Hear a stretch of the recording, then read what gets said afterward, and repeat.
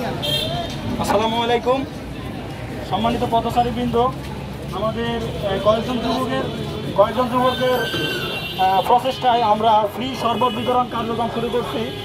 আমাদের ভাইয়েরা যারা আছেন, আপনারা এদের মূল উদ্দেশ্য হচ্ছে আমাদের রিক্সাওয়ালা ভাইয়েরা এবং ভ্যান ড্রাইভাররা, আপনারা যারা গরমে তাদের জন্য আমাদের প্রচেষ্টা। ইনশাআল্লাহ সকলে আমাদের এই ফ্রি শরবত খেলে যাবেন এবং সকলেই আমাদের জন্য দোয়া করবেন। আমাদের ভলেন্টিয়ার সকল ভাইরা আপনারা সবাই রোডের মাঝখানে চলে যান।